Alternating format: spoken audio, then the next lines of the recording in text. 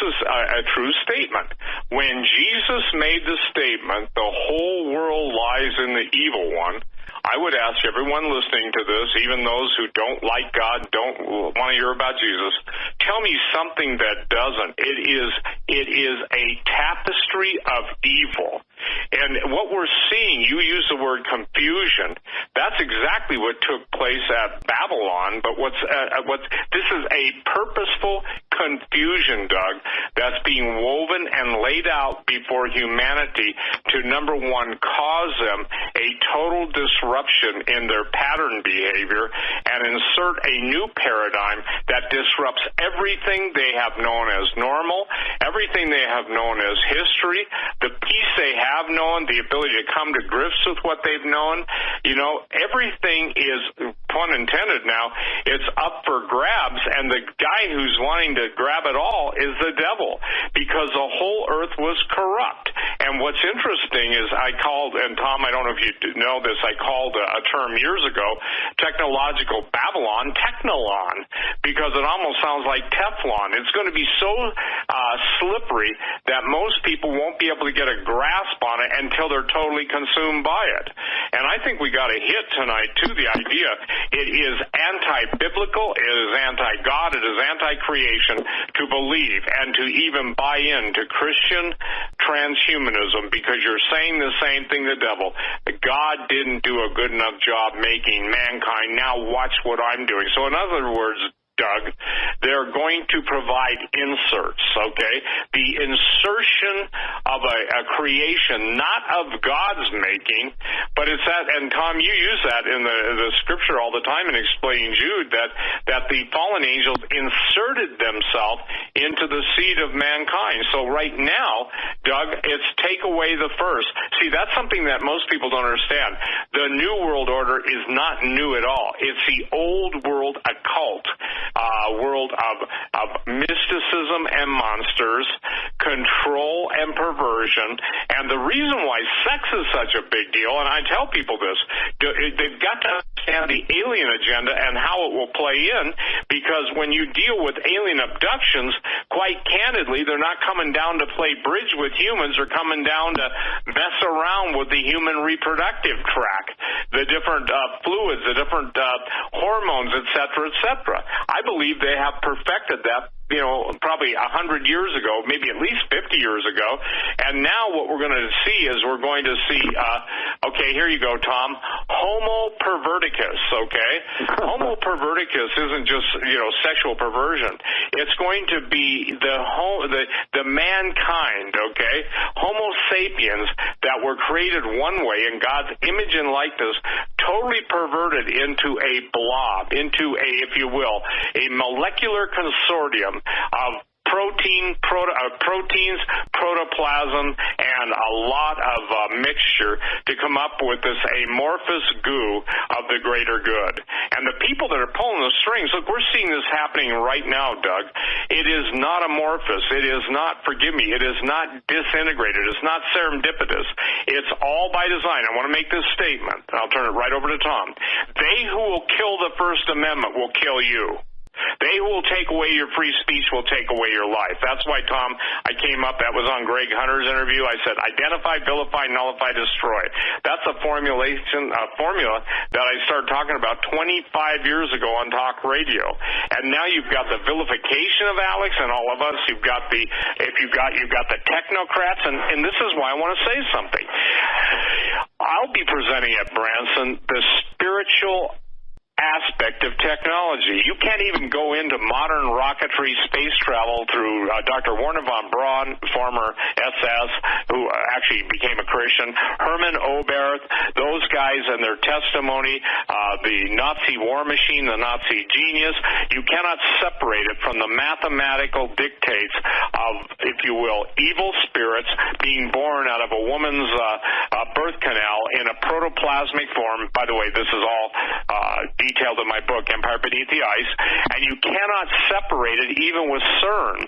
And CERN and all of the occult ceremonies taking place in Europe. Europe is outside of a move of God. Europe is gone. It's done. It's over. It's finished. That doesn't mean there aren't Christians there, but outside of a move of God. And I think it's really important, Doug, that you understand and that everyone understand this is part of the end time plan. And Jesus said, men's hearts will fail them for fear of looking after those things coming upon the earth. Go ahead, Tom. Well, what Steve said is absolutely true.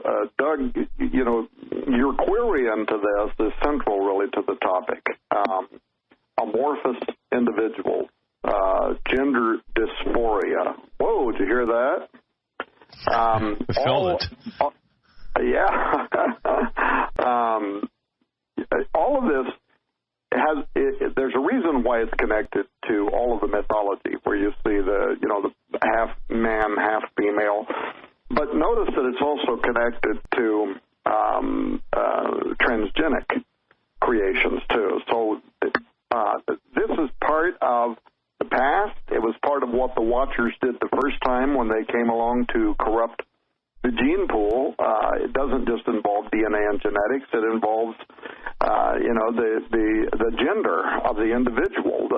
And look at what's happening in our old line Christian institutions today, where they want to remove the term father, from their prayer manuals and take it out of the Bible and all the rest of that. So there has been this war from the very beginning on the ideal of male and female, gender differences, genetics, and then not just among the mankind, but among the species.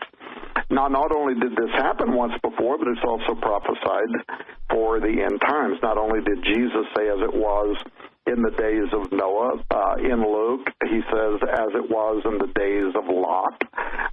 And we know what was happening at Sodom and Gomorrah, the same kind of morphological genderism attempts. All of this connected to the ideas of gender and how God made both male and female, made he them.